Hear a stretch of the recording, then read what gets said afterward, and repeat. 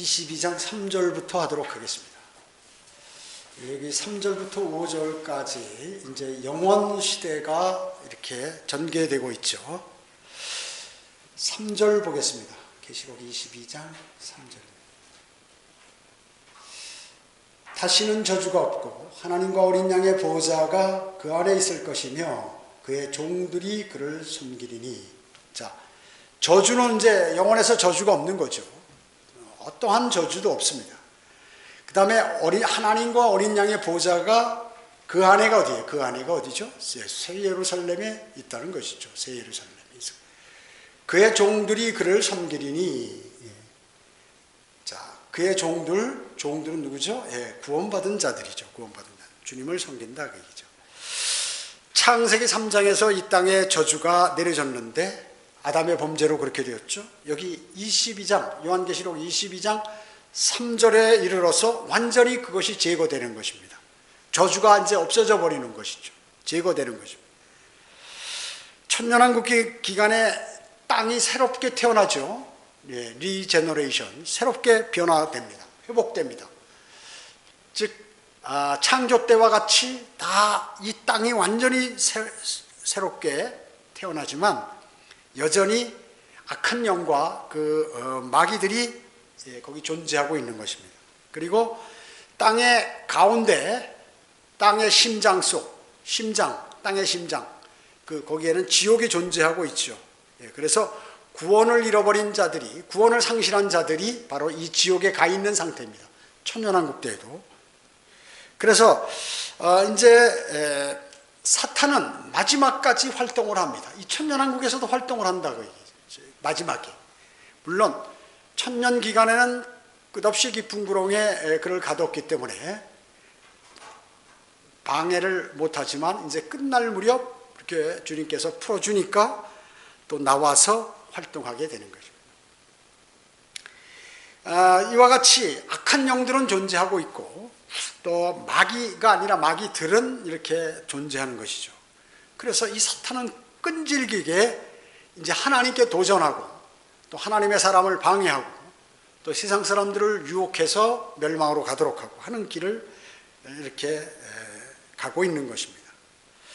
저주가 완전히 제거되는 때, 이러한 저주가 완전히 제거되는 때는 오늘 이 3절에 있듯이 영원 시대 가서는 이제 완전히 제거가 되는 것이죠. 그래서 천년왕국 때에도 불완전하다. 그래서 천년왕국 때에도 지옥이 존재하는데 그 지옥은 지상에 있다. 산채로 던져버리는. 그래서 이 영원에서는 이제 더 이상 불과 유황이 타는 곳에 던져진다든지 무슨 지옥에 간다든지 이런 것이 없다 그 얘기죠. 저주가 완전히 제거됐기 때문에 그런 것이다 하는 것입니다. 하나님과 어린 양의 보좌가 그 안에 있을 것이며, 그래서 하나님과 어린 양의 보좌가 어디에요? 새 예루살렘에 있다. 새 예루살렘에. 그래서 새 예루살렘은 전 우주의 수도가 되는 거죠. 수도가 되는 거죠. 그리고 거기서 이제 전 우주를 통치하시는 것입니다. 그의 종들이 그를 섬기리니 그렇게 나와 있죠. 이것은 아까도 말씀드렸지만 구원받은 자들이 주님을 섬길 것이라 하는 그러한 말씀인 것이에요. 천사들은 무슨 존재인가요? 영적인 존재들이죠. 천사들은 히브리서 1장 13절 14절에 보면 그러나 하나님께서 어느 때 천사들 중 어느 누구에게 내가 내 원수들을 내 발판으로 삼을 때까지 너는 오른편에 앉아 있으라고 말하신 적이 있느냐? 천사들은 모두 구원의 상속자들이 될 자들을 위하여 섬기도록 보내심을 받은 섬기는 영들이 아니냐? 영들이라고 정확히 나왔죠. 천사들이 영들임을 언급합니다. 누가복음 20장 35절 36절에도 부활 시에는 그들이 천사들과 동등하다고 이렇게 예수님께서 말씀하셨어요. 부활하면 우리가 천사들과 같이 된다 그 얘기죠. 어디 순식간에 갈 수 있고 눈에 보이게도 할 수 있고 안 보이게도 할 수 있고 여러 가지 먼 거리도 이렇게 순식간에 이동할 수 있는, 또 벽도 통과하고 하는 이런 일. 그래서 부활 시에는 그들이 천사들과 동등하다 이렇게 말씀하셨습니다. 그래서 히브리서 1장 13절 14절은 그리스도인의 모습을 보여주는데 영원에서 그리스도인은 새 예루살렘의 맑은 그런 투명한 유리로 된 그런 금으로 만든 저택에 이렇게 거하게 된다는 것이에요. 아주 투명한 금으로 된 저택에 여러분들은 거하게 된다는 것이죠. 영광 중에 있는 처소로 그 정금으로 된 러커만 목사님이 그런데 약 한 15개 이상의 방을 갖고 받게 되고 거기에 영원을 사는 거룩한 친구들과 거기서 교제한다는 것이죠. 교제. 여러분 우리가 이 땅에서 무슨 맞는 형제 자매들과 뭐 주의 첫날 우리 여기 식사할 때 교제하고 또 이렇게 만나서 교제하는 것 외에는 뭐 특별히 어디서 참 서로 여유 있게 일도 없이 좀 좋은 거 교제하면서 하나님 말씀 교제하고 물어보고 서로 이렇게 하면서 교제할 시간이 별로 없어요. 왜 마귀가 공격하고 또 멸망으로 향하는 사람도 많고 일할 것도 많고 복음과 진리를 전파할 것도 많고 또 여기서 의식주 해결하려면 일도 해야 되고 근데 거기서는 이제 그런 거 없다 얘기죠. 아주 그 아름다운 집에서 매일 맛있는 거 먹어도 되고 안 먹어도 되고 아름다운 거 구경하면서 음악 듣고 또 찬양하고 이러면서 거기서 교제를 나눌 수 있다. 그것도 아주 어마어마한 아름다운 집에서 그래.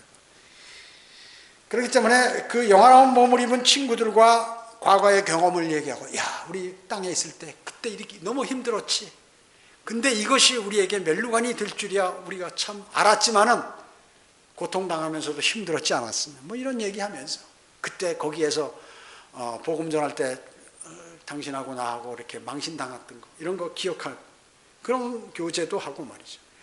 정말로 나는 멸망으로 갈 사람인데 주님께서 나를 영원한 생명으로 인도해 주심으로 내가 이 좋은 곳에 오고 저 밑에 보이는 저 불구덩이에 들어가지 않고 여기 와 있다. 이런 얘기 교제들 할 거 아닙니까? 그런 것들이 거기서 이루어지겠죠. 그리고 하나님의 말씀을 더욱더 연구하고 그리고 배울 것이에요. 야, 그때 이게 무슨 말인지 이해가 잘 안 갔다.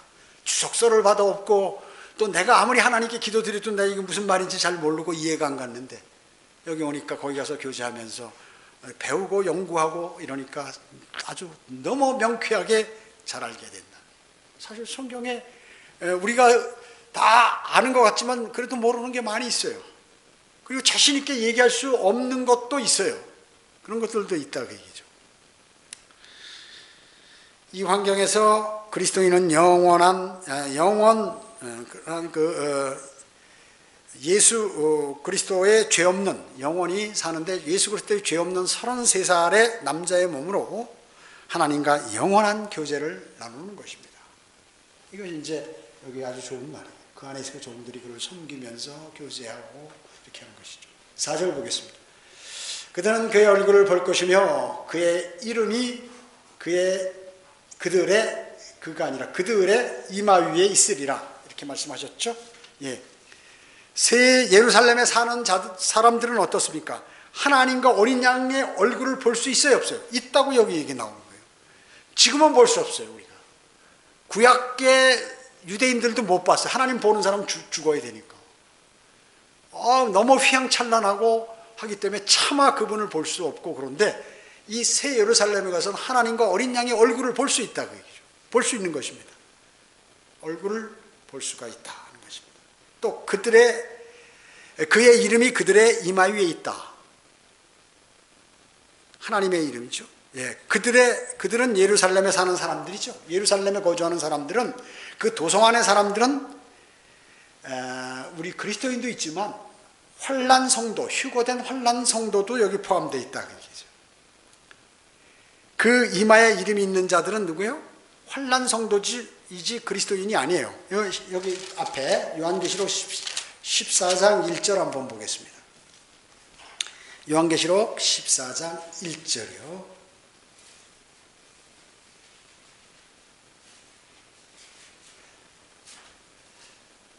또 내가 쳐다보니 보라 어린 양이 시온산 위에 서 있고 하늘에 있는 시온산에 땅에 있는 게 아니라 서 있고 그와 함께 14만 4천 명이 있는데 그들의 이마에는 그의 아버지의 이름이 씌어 있더라. 쓰여 있더라. 이렇게 말씀하고 있죠. 예. 하늘에 있는 14만 4천 명을 얘기하는 거죠. 지금 하늘에 있는 14만 4천 명. 휴거된 사람들. 휴거된 각 지파에 12,000명씩 12지파에서 14만 4천 명이 휴거된 그 사람들입니다. 신천지하고 여호와의 증인들이 자기들이라는 거죠. 여호와의 증인은 이제 과거에 있었던 사람들이에요. 과거에 여호와의 증인 믿었던 사람들이에요. 신천지는 지금 자기들이라고. 14만 4천 명. 아니, 유대인이에요, 유대인. 유대인이라고 정확히 나와 있죠. 그것도 지파 이름까지 되면서 12지파 이름을 똑같은 말을 12번 반복하시면서 왜 그렇게 했을까요? 인간들이 자기라고 할까봐. 하나님께서 이스라엘 12지파에 무슨 지파 12,000명, 각 지파 12,000명씩 14만 4천 명이라고 이렇게 얘기한 것이죠. 자, 다시 요한계시록 22장 5절로 갑니다. 거기에는 밤이 없겠고, 거기에는 개혁성경이 삭제되어 있어요.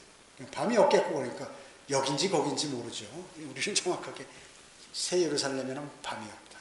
밤이 없겠고 그들에게는 촛불도 햇빛도 필요하지 아니하리니 이는 주 하나님께서 그들을 비추시기 때문이라 이렇게 말씀하셨습니다.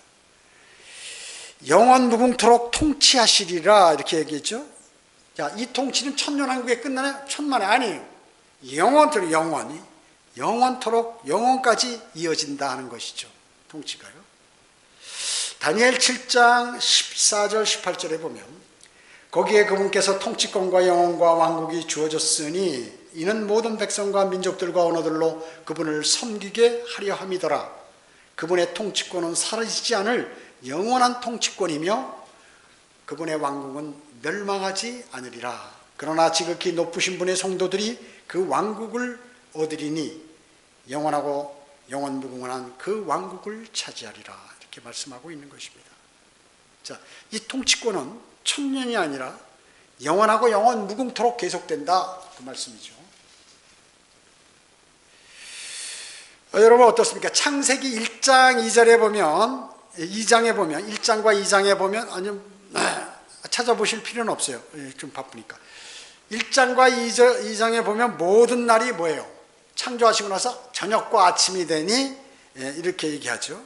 저녁과 아침으로 보는 것입니다. 그러나 2장으로 들어가면 그리하여 하늘과 땅이 완성되었고 하늘들의 모든 군상들도 그러하니라 이렇게 말씀하고 있어요. 하늘들과 땅, 이것은 이 단어가 말이죠. 베드로 후서 3장에도 나오고 이사야 65장에도 나오고 계시록 21장 22장에도 나오고 이사야 44장에도 나오죠.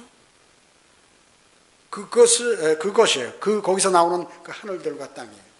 그래서 창세기 2장에 보면 일곱째 날에 하나님께서 자신이 만드시던 자신의 일을 끝내시고 자신이 만드시던 자신의 모든 일로부터 일곱째 날에 쉬시니라. 자, 여섯째 날까지 계속해서 저녁과 아침이 오니 첫째 날이고 저녁과 아침이 오니 둘째 날이더라. 이렇게 해서 하는데 일곱째 날은 이 말씀이 없다가 얘기죠. 그래서 저녁과 아침이 되니 일곱째 날이더라 라고 하지 않았어요. 일곱째 날은. 왜냐하면 이게 여덟째 날하고 연계되기 때문에 그래요. 즉 하루가 천년 같고 천년이 하루 같은 사실이 주님 그것에 의해서 7,000년 역사가 끝나면 바로 8,000년으로 넘어가는 것이에요. 그렇기 때문에 천년왕국으로부터 영원까지는 그냥 변화 없이 영원히 그냥 그렇게 통치하게 된다는 것이죠. 그래서 주 예수 그리스도께서 일곱 번째 천년에 다시 오셔가지고 천년을 통치하시고 하시는데 이날은 결코 끝나지 않는다. 계속 간다. 영원까지. 기술적으로 말하면 이날 저녁은 환란이지만 그 다음에 그날의 아침은 끝이 없다는 것이에요. 끝이 없는 것이에요. 그래서 천년왕국 기간의 아침은 바로 영원으로 이어져 영원무궁토록 통치하게 된다는 것이죠. 그래서 창세기 2장 2절에 일곱째 날 쉬시니라 했는데 이 쉰다는 것은 영어로 레스트거든요. 휴식. 하나님께서 그냥 뭐 휴식 안 하셔도 되는데 그냥 쉬신 거예요. 그 레스트로. 안식이랑은 틀려요. 안식일은 사바스거든요. 그 영어 성경에 보면 완전 이건 휴식이에요. 그래서 이 안식교 사람들은 말이죠, 하나님께서 창조 때부터 이 안식일을 지켰다고 이렇게 지키라고 명령하셨다는 거예요. 천만에죠. 휴식하신 거지. 이게 안식일은 언제부터 생겼나요? 출애굽기 20장에 모세가 율법을 받을 때 안식일을 지켜라고 그때 명하신 거예요. 그래서 이들은 아주 잘못 알고 있는 것이에요. 안식일은 유대인이나 지키는 것이죠. 주의 첫날을 지켜야죠. 부활하시고 성령 강림하시고 하신 그런, 그리스도인들은 바로 그런 것이죠. 유대인이 아니라고 얘기죠. 머리 기르고, 만약 그러면 그 사람들 다 머리 기르고 수염 기르고 해야 될 거 아니에요. 그리고 밥 먹으면 안 되잖아요. 일도 하지 말고 일체로. 그때 어떤 것은 지키고 어떤 것은 안 지키고 이렇게 한다.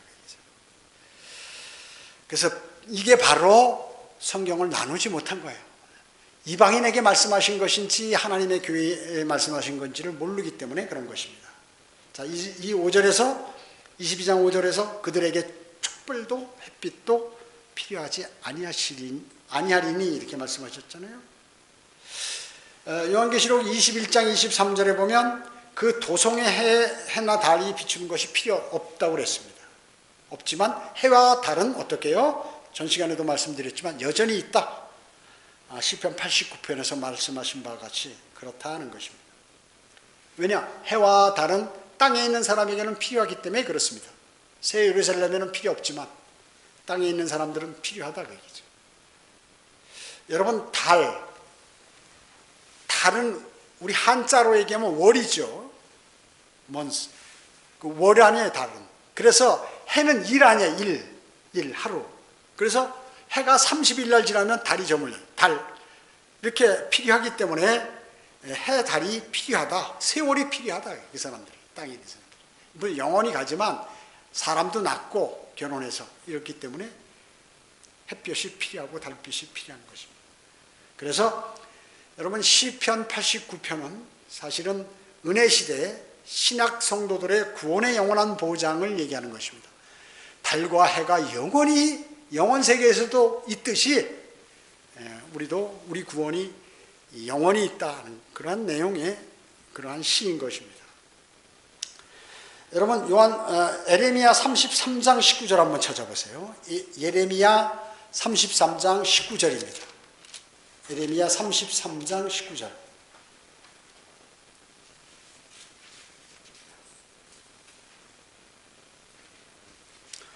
에레미야, 이사야, 다음에 예레미야죠. 예레미야 33장 19절로 22절 봅니다.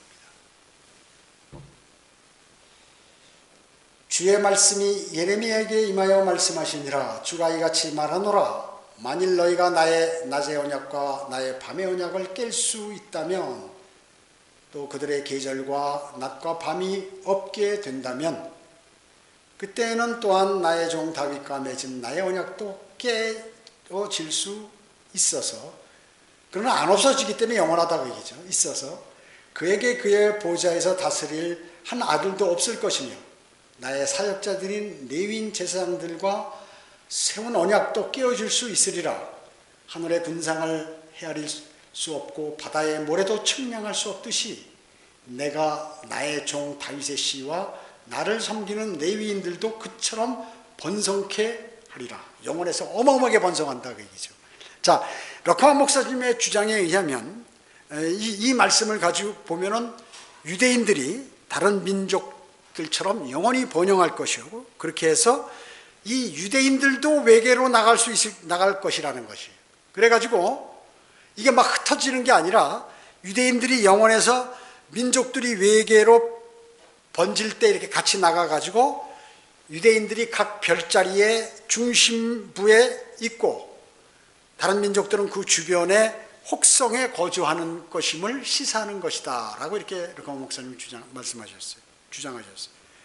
또 이것이 사실이라면 나머지 그러면 새 땅에는 누가 사느냐? 제한된 자손의 수가 지상에 남아있겠죠. 그래서 아마 12궁성이라고 그러니까 그 12궁성 가운데로 유대인들이 또 그 한 별로 외부로 나가서 워낙 인구가 많으니까 번성한다고 지금 여기서 말씀하고 있어요. 영원히 번성한다니까. 나가서 각 12별짜리 거기에서 그 주변에 이방인들을 그러한 이렇게 관장하는 또 이렇게 교제하고 이렇게 할 것이다 라고 말씀하고 있는 것입니다. 자, 창세기하고 요한계시록은 서로 대칭되는 책이라고 볼 수 있죠. 창세기와 요한계시록은 서로 대칭되는 책이라고 볼 수 있습니다. 첫째로 창세기 1장 2장에는 뭐예요? 하늘과 땅을 창조하시죠. 하늘과 땅을 창조하십니다. 그러나 요한계시록 21장 22장에서는 새하늘과 새 땅을 창조하시는 거예요. 창조인데 하늘과 땅인데 새하늘과 새 땅 대칭이 돼요. 두 번째는 창세기에서는 땅을 다스리는 첫 아담이 있었죠. 그런데 요한계시록에는 영광 중에 다스리시는 마지막 아담 예수 그리스도가 등장하게 되는 것입니다. 셋째로 창세기에는 낮과 밤과 바다들이 창조되었는데 요한계시록에는 바다도 밤도 없다고 요한계시록 21장 1절과 5절에서 말씀하고 계시는 것이에요. 넷째로 아담에게는 아내가 있었죠. 예, 요한계시록에서는 그리스도를 위하여 단장한 신부, 여러분들이 있다고 얘기죠. 어린 양의 혼인식에 참가하는 신부가 있다는 것입니다. 다섯째는 요한계시록에서는 생명나무가 금지됐죠. 아담의 타락으로. 그러나 요한계시록에서는 생명나무가 구원받은 민족들에게 허락되었습니다. 구원받은 민족들에게 생명나무가 허락되었다. 먹도록 허락되었다. 거기서 나는 것을 먹도록 허락하셨다는 것입니다. 여섯 번째로 죄와 죽음과 저주를 가져왔죠. 창세기에서는. 그러나 요한계시록에서는 저주, 죽음, 눈물, 고통 그리고 울부짖음이 없습니다. 일곱 번째는 그리스도와 사탄이 창세기에서는 대결합니다. 창세기 3장 5절에 보면 서로 대적관계에 있어요. 지금도 계속 그렇게 하고 있죠. 그로 인하여. 그러나 요한계시록에서는 사탄은 어떻게? 더 이상 하나님을 대적하지 못하고 영원한 사탄의 마지막 운명이 거기 기록되어 있잖아요. 그리고 불못으로 던져지게 된다. 사탄이. 그런 것이죠. 여덟 번째는 창세기에서 하나님의 면전에서 아담과 이브가 쫓겨납니다. 그러나 계시록에서는 사람들이 영광 중에 주님의 얼굴을 보게 되는 거예요. 주님의 얼굴을 직접 보게 된다는 얘기죠. 가까워졌다. 그게 뭐예요? 가까이 같이 생활한다는 것입니다. 가까이 같이 생활한다는 것입니다. 아홉 번째로 어린 양이 이삭이 예수 그리스도의 예표인 이삭, 하나님의 예표인 아브라함이 이삭을 모리아산에 가서 이제 하나님께 제물로 드리려고 가잖아요. 그러니까 이삭이 물어보잖아요. 어린 양이 제물을 제사를 하는데 제물이 없는 거예요. 어린 양이 어디 있나이까? 라고 이렇게 질문했잖아요. 그러나 요한계시록에서는 어린 양이 보좌에 계셔서 누구든지 그 어린 양을 보게 된다는 것이죠. 완전 대칭이에요. 마지막 열 번째로 사탄이 첫 번째로 거짓말했죠. 창세기 3장 1절에 거짓말했습니다. 그러나 요한계시록에서는 거짓말하는 어떤 것도 새 예루살렘에는 들어갈 수 없다 하는 것입니다. 새 예루살렘은 들어갈 수 없어요. 자, 어떻습니까? 새 예루살렘 도성은 죄 없는 거민들이 사는 정결한 그러한 도성입니다. 그래서 오물도 없고 죽음도 없고 그리고 세금도 없고 남자들 젊은 사람도 군대 가기 싫어하는데 군대도 없고 군대 가는 것도 그 다음에 주식, 지폐, 질병, 몸이 아파서 약도 필요 없고 상처도 없고 고통도 없고 어떤 슬픔도 없어요. 남한테 무시당하는 것도 없고 그리고 인생에 괴로운 것도 없고 그리고 묘지도 없고 죽질 않으니까 모든 것이 없는. 그래서 요한계시록 다시 22장 5절로 가면 이 연대기가 끝난 것이에요. 더 이상 영원히 이제 여기서는 이제 더 이상 기록하지 않고 뒤에는 이제 여러 가지 경고들에 관해서 각 시대에 살고 있는 사람들에게 경고를 하시는 것과 이런 내용들이 어떻게 해야 할 것, 이런 것들을 말씀하고 계시는 것입니다. 자, 22장, 계시록 22장 6, 7절 보겠습니다. 또 그가 나에게 말하기를 이 말씀들은 신실하고 참되도다. 거룩한 선지자들의 주 하나님께서 반드시 속히 되어질 일들을 그의 종들에게 보이시려고 그의 천사를 보내셨느니라. 보라, 내가 속히 오리라.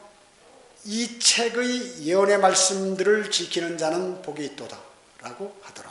이렇게 말씀하셨습니다. 자, 속히 되어질 일들이 뭐예요? 이것은 1차적으로 환란 때 사람들을 말하는데, 이미 연대기는 왜 환란이 갑자기 환란선언들이 나오느냐? 5절에서 이미 연대기는 끝났죠. 휴거, 대환란, 천년왕국, 영원 모두 끝나고 이제 다시 여러 가지 세대의 사람들에게 얘기하는 건데, 그렇기 때문에 그런 것입니다. 여기 요한계시록 22장 6절에 환란 때 사람들에 관한 권면이죠. 또 7절도 권면입니다. 7절도 환란 때. 또 20절도 환란 때 사람들에게 권면하는 것이죠. 그 다음에 22장 16절은 이 교회들에게, 교회 시대의 우리 여러분들에게 권면하는 것이죠. 자, 이렇게 권면이 나오는데 6절 이하로 이 책이라는 단어가 6번 언급됩니다. 6번 언급. 어디냐면 요한계시록 22장 7절에 보면 이 책의 예언의 말씀들을 지키는 자는 복이 있도다라고 나오죠. 9절에 보면 네 형제들과 이 책의 말씀들을 지키는 자들과 같은 너희 동료 종이니 라고 이렇게 나오죠. 이 책이라고. 10절에도 이 책의 예언의 말씀들을 봉인하지 말라라고 하죠. 그 다음에 여기 18절에 보면 내가 이 책의 예언의 말씀들을 이렇게 나오고, 그 뒤에 하나님께서 이 책에 기록된 재앙들을 2번 나옵니다. 18절에는. 그리고 19절에 끝에 이 책에 기록된 것들을 6번 나오고, 그 다음에 여기 19절 위에 보면 이 예언의 책, 이것이 이 책과 같은 거다. 그래서 모두 7번이 나오네요. 7번. 예언의 책. 완전한 7이죠. 완전한 7번 나오고. 그래서 여기 지금 요한계시록 22장 19절에 나오는 이 책은 예언의 책을 얘기하는 것입니다. 그러니까 사실 19장 처음에 예언의 책 한 것은 이 책을 얘기하는 것과 마찬가지다. 생명의 책은 또 별개예요. 생명의 책은 이 책이 아닙니다. 별개로 바로 그 다음에 8번째 책이 생명의 책이다 하는 것입니다. 생명의 책이에요. 그래서 이 7절에 나와 있는 이 책은 1차적으로 요한계시록을 얘기하죠. 더 나아가서는 다른 의미에서 성경 전체를 얘기하기도 하는 것입니다. 그래서 성경에는 이러한 여러 가지 법칙들과 하나님께서 하신 말씀들은 모든 것들이 질서정연하게 이루어지면서도 정확하게 누구에게 얘기하는 것인지와 이런 것들이 이렇게 기록되어 있는 것입니다. 그래서 우리는 하나님의 말씀을 읽고 묵상하고 공부하고 그리고 그 말씀대로 살아갈 수 있도록 그렇게 실천해야 되는 것이 대단히 중요한 것입니다. 자, 오늘 여기 7절까지 하도록 하겠습니다. 기도합니다. 우리의 생을 모두 관장하고 계시는 위대하신 아버지 하나님을 찬양합니다. 주님께서는 주님의 사람들을 사랑하시되 끝까지 사랑하십니다. 그래서 한번 구원을, 죄인인 것을 인정하고 예수 그리스도를 영접한 구원받은 사람은 그 구원이 영원까지 지속됩니다. 또 하나님께서는 창세기에 하신 말씀이라도 그 말씀을 영원까지 지키시는 위대하신 분임을 저희는 요한계시록을 공부하면서 다시 한번 알게 되었습니다. 그래서 한마디도 하나님께서는 허튼 말씀을 하시는 그러한 위대한 권위 있는 분이심을 알게 되었고, 또 그 하나님의 말씀이 100%그 예언들이 성취된다 하는 것도 성경을 공부하면서 하나하나 알아가게 하여 주심을 감사드립니다. 저희들이 더욱더 주님의 말씀을 마음속에 담고 묵상함으로써 주님께서 저희에게 하시는 많은 진리들을 깨닫고 더욱더 영적으로 성장하여 주님을 기쁘게 해드리는 아름다운 그리스도인의 삶을 살아가도록 주님 인도해 주시기 원합니다. 저희가 몰라서 그냥 지나치고 또 이해가 되지 않아서 주님께 불충한 그런 것이 없도록 주님 저희에게 지어 명철과 조명을 주시어서 하나님의 말씀을 잘 깨닫고 그 말씀대로 살아가도록 주님 인도해 주시기 원합니다. 각자 흩어져서 기도할 때도 주님께서 함께 주시옵기를 바라오며 주 예수 그리스도의 이름으로 기도드립니다. 아멘.